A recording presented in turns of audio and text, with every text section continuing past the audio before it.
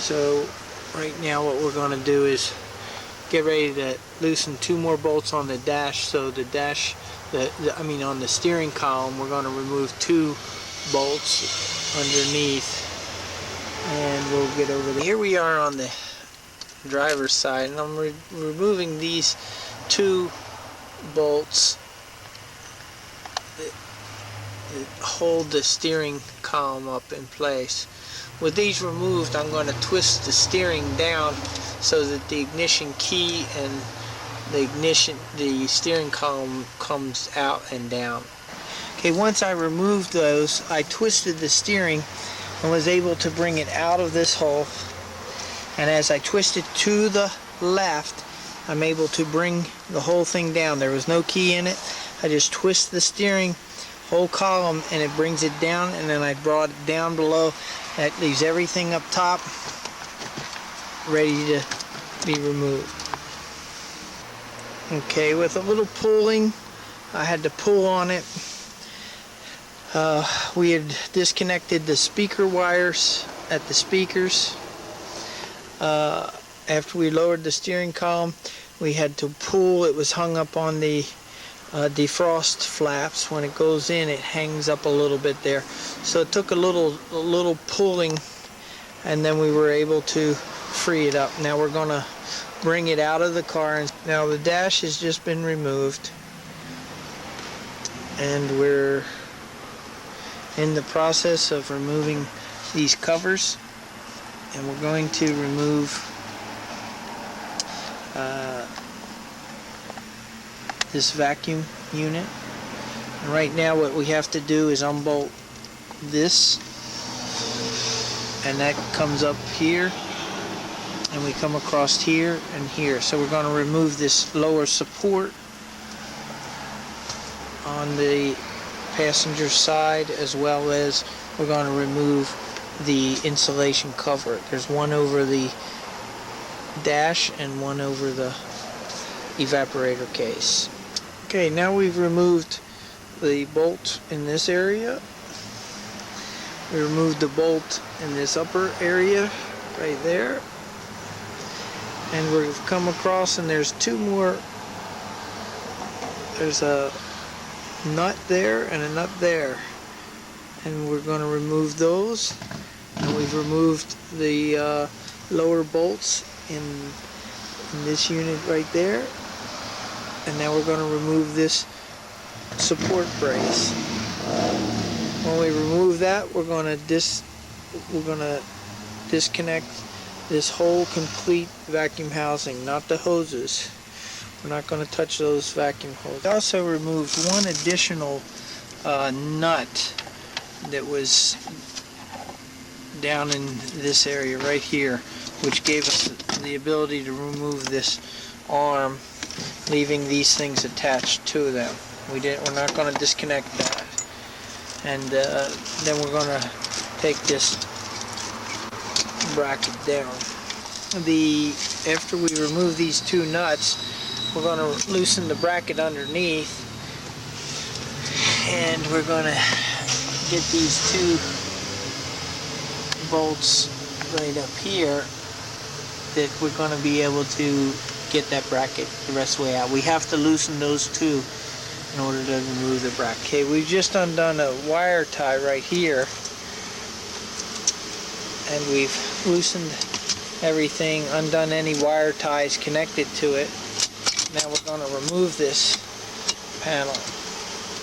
Okay, with the panel removed, we turn the back side over, and you can see where there's these slots, and we're going to remove the vacuum box from this panel, the panel from the brace. By pressing down on this tab that was locked into this hole, we were able to slide and separate the bracket from the vacuum housing. Now the vacuum housing will just come out with the evaporator. Now we're going to remove this insulation.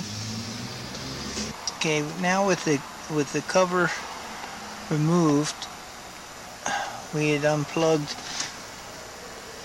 we undid a plug here, we removed the cover, and now what we're going to do is we're going to start to take a few of these wire ties. We're going to take these wire ties off and remove them from the case. We're going to remove this insulation here, and then we're going to go ahead and take the bolt out of this air duct chamber back here, the nut, and we're going to slide this unit back, and we're going to unbolt the airbag relay here, the airbag sensor. We're going to take this out of the way. We're also going to disconnect the cable for the steering lock, for the shifter lockout right here, and we're going to come over here and down here on the vacuum lines. We're going to disconnect at these fittings the green vacuum line.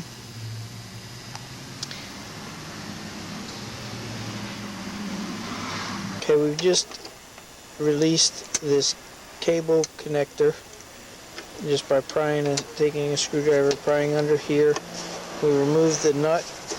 Now we're sliding the housing back, and now we're going to remove it from the car. Now with that removed, we'll remove this insulating pad.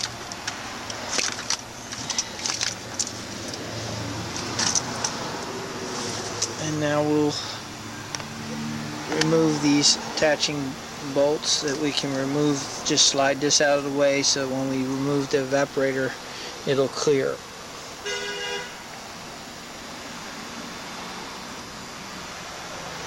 Another look at how everything's going.